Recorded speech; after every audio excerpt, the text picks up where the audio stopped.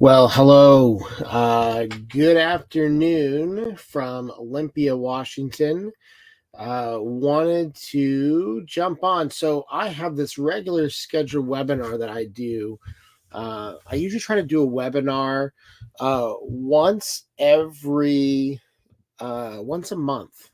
I try to get a webinar out just so that there's some education for you guys out here in Cyberland. So with that, I've got just some content for you guys today.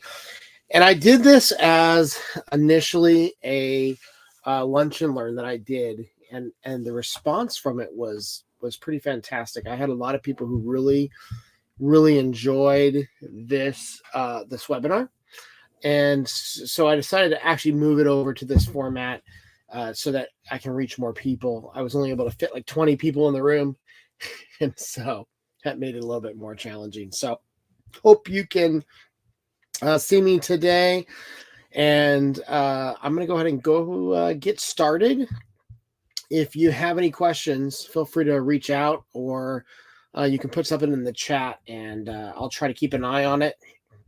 But it might be that I get to your questions later. So we're going to talk a little bit about employee risk. And one of the things that I want to really chat about, and I'm going to be having a newsletter that's going to come out about this soon, is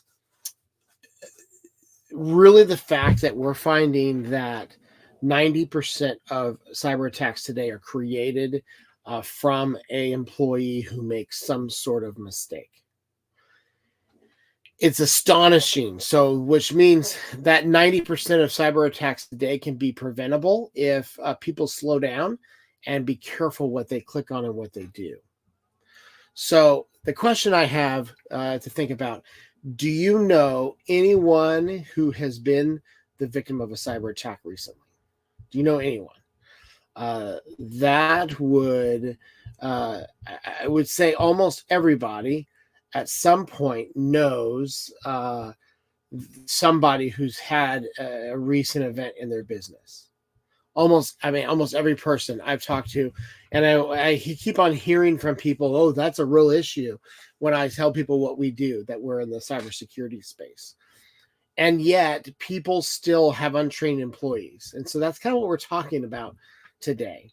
We're really talking about how do we prevent employees from being a part of these statistics. So when we look at this, we see that, for example, 94% of malware is delivered by email. Think about that. That's an astonishing number that we have of content and things that are actually delivered by email. So think about of all the emails you get. So if you have 90 emails, 10 employees, if you have 10 employees, that means you have 90 email threats per month, just by default. 1 in 323 emails are malicious. So most attacks today are what we call fileless, which means that they are not actually from a ransomware. There's a lot of that happening. They're not necessarily fileless, but they're actually because of password grabbing, and they're business email compromises and things like that. So that's something we want to keep an eye on. We want to make sure that we're thinking about some of these statistics that really paint the picture of what's going on in the world. So this is somewhat of what we're seeing in the world today. And a lot of you might have seen this graphic already. 61% of attacks use employee credentials. 94% of attacks are delivered by email. On average, it takes 120 days for somebody to discover a data breach. 58% of malware attack victims are small businesses. 60% of medium-sized businesses go under within 6 months of a data breach. 60%. 26% of organizations that suffer data breach don't do anything to prevent another attack. I think that's astonishing to me. So today we're going to talk about basically what to do when your employees mess up. How much is it going to cost you? So the impact on an organization is going to be really in these following areas: financial loss. So we look at MGM Studios losing over $8 million a day. We look at exposure of sensitive data and what does it cost you to recover that, or what does it cost your client, or how much money do you have to pay out to protect people? I know that I had an incident where, according to the customer, or not the customer, but the provider I was using, my email was compromised. So I got a year of Kroll monitoring for it. That costs money to pay that out. What does it cost you in reputation damage? So think about just if people don't trust you, if you're in medical, or you're in a law firm, or you're in something like a CPA, and you lose all your clients' data. What's that reputation loss going to cost you? And then you think about operational disruption. I know somebody who thwarted a cyber attack. Her company, they're part of our group, our national group of MSPs that work together. They had a successful stopping of a cyber attack, but their client was still down for 7 days, all because someone clicked on a phishing email. If they wouldn't have been involved, it could have been more like 20, 30 or more days. So, yeah, I mean, it could be it could be a huge length of time if you're not prepared. So we're going to talk about a company that I named Hometown Health. And here's really what I've done here. I've created a case study by using real examples, real research, and, basically come to a place where I can tell you, and create a story that is accurate to what would actually happen. So we have a company called Hometown Health. They were established in 2005, serving a community for over 18 years. They recently had an investment of $50,000 in some digital services to improve patient experience. They spent $18,000 on an online portal that launched in 2018. And this was kind of cool because it allowed them to do online appointments and have medical record access. They were making around $280,000 a month. And really, they were a trusted place in the local city for medical. So the date of the attack, June 15th, 2023, they had an employee from their accounting department who clicked on a phishing email. The computer screen, with ransomware popped up, and that basically kind of was the beginning of the end. The ransom demand for to get out of this situation was $20,000, and fascinatingly, that number is growing. On average, it can be much more depending on the size of your organization. A lot of times, these people do research, and they actually will figure out how much your business is worth, and they'll give a percentage of that as the ransom demand. Their revenue loss was $9,000 a day because they could not intake patients. And it impacted all of their operations and their staff salaries. So they still have to pay all that money out. So even if you're not taking money, you still end up having to pay out the salaries and benefits and all the things that are required by your staff. The potential impact, $90,000, threatening the clinic's financial stability. Just because if you think how long they were down, they're down for 10 days. They're $90,000 that they lose just in the money that would have come in otherwise. Then you think about community concerns. So you hear about a data breach in a local business that's supposed to be secure, and you find out that they weren't doing everything they were supposed to be, and now they have a 30% drop in patient visits in the week following the attack. So after they're back up and going, people are still a little leery to want to go in because they don't want their information exposed. Local news coverage amplifies the situation, causing a panic among the patients. And then they've got potential legal concerns from the community with two families that considered a lawsuit and started to plan that out.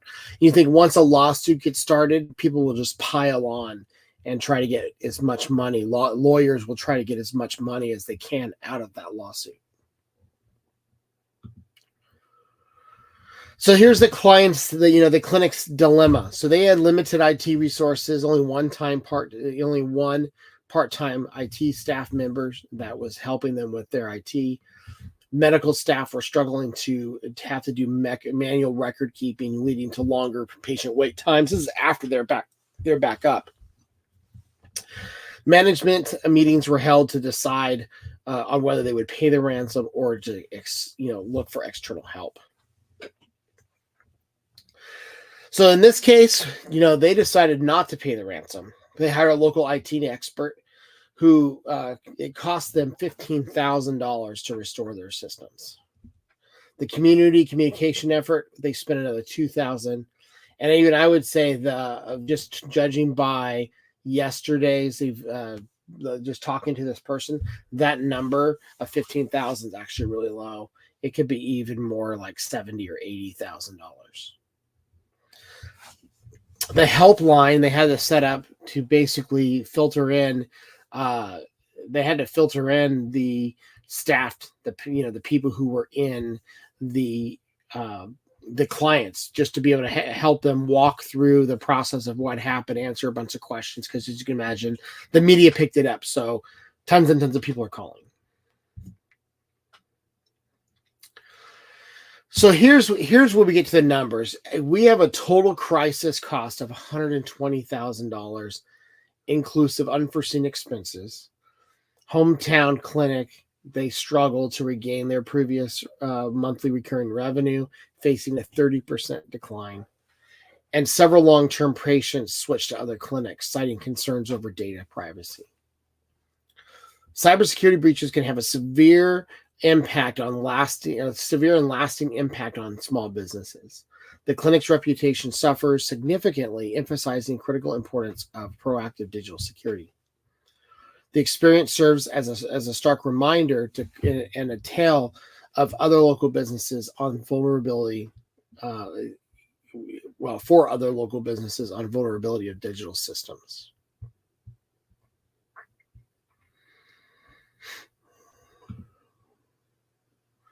So I want to talk a little bit about what these different things are. So we have what we call a email compromise. So basically, email compromise is someone who gets unauthorized access or control over your email accounts. Generally, they have malicious intent. A lot of times they'll sit in there and they will actually look through your email and try to create campaigns that are specific to your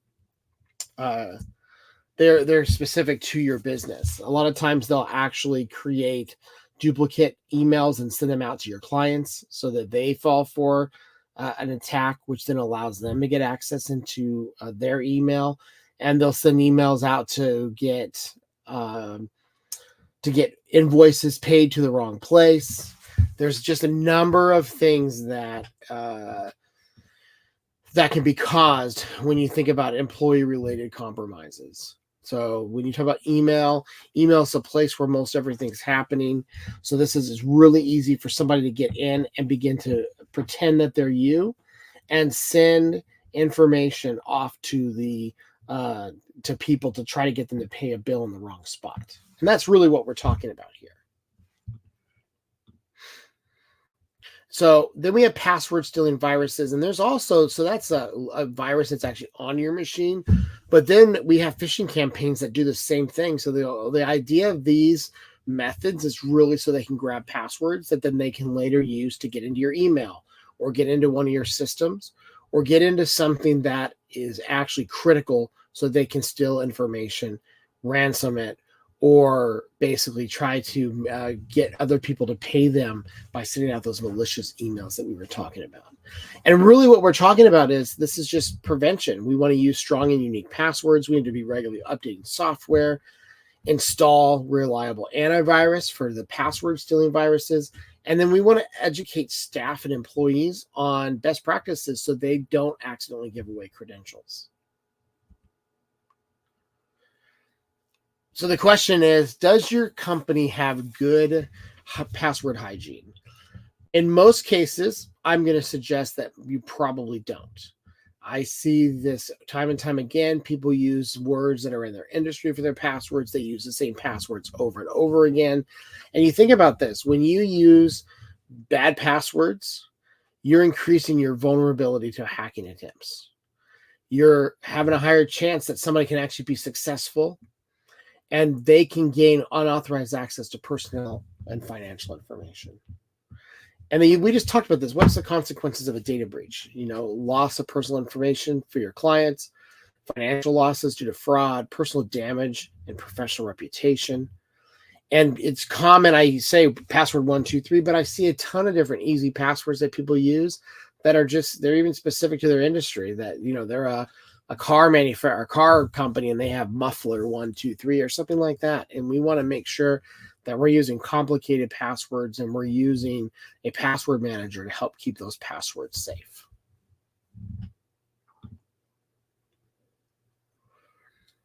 So it's interesting as we talk about AI attacks. AI attacks have added an extra bit of complexity to our protecting our business. So we look at, now we're seeing phishing emails that are generated by AI. And because they're generated with AI, their language is a little bit better. And so they look a little bit more real. They don't have as much spelling errors in them. We're seeing deep fake communications, which is like audio and video that sound or look like the person talking to you. And so people can actually call and sound like the boss and ask for things. That's actually been something that we're seeing. We're seeing AI powered social engineering, because AI can analyze vast amounts of data and understand behavior, and then they can create campaigns out of that. So this means that employees might be manipulated into actions that compromise security. And now we're seeing AI, when it's unleashed, it can create malware. And it can do it really quick and easy, and it can get better. And malicious people can use it, use AI to create things that can start thwarting even newer security systems. Okay, so what we talk about in all of these things, we just talked about all the negative sides, but here's really what we're talking about. Prevention equals having a plan. So what kind of things should we be doing? Employee training is probably one of the biggest things. Regular backups to ensure data can be restored in case of a ransomware attack.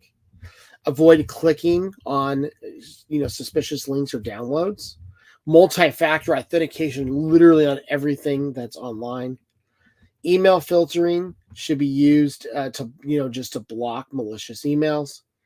And we should be using advanced AI security tools to detect threats. Okay, so this is just a little bit about who we are. Our company provides all those services that we talked about through a comprehensive managed IT plan. And we really do it by providing, all of cybersecurity training, backups, reviews, staff education, monitoring, help desk support, vendor management to help just make sure that you're getting help with all your vendors. And so our idea is that we can meet all these needs that we talk about on this last slide here. We can help you meet all those needs and manage that for your business.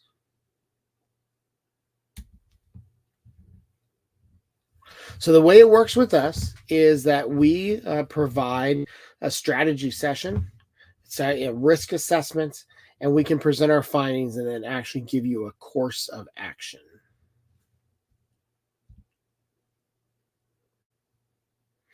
And this is part of who we are, partner mindset, constant monitoring, and we work hard to be a top tier IT and cybersecurity company.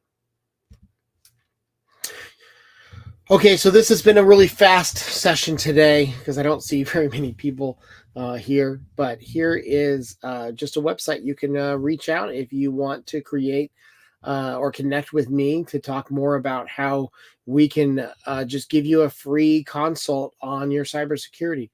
So if you're seeing this, please, book a session with me. It doesn't cost you anything. And I'll get some questions answered, ask you some good questions about your business, and help you get to the next level of just making sure your business is protected. Also, if you mention this and you want to do a cybersecurity assessment, we're going to offer $500 off an assessment if you ask for it today. Well, thanks for your time. Hope you guys have a great Christmas, and we'll see you next month.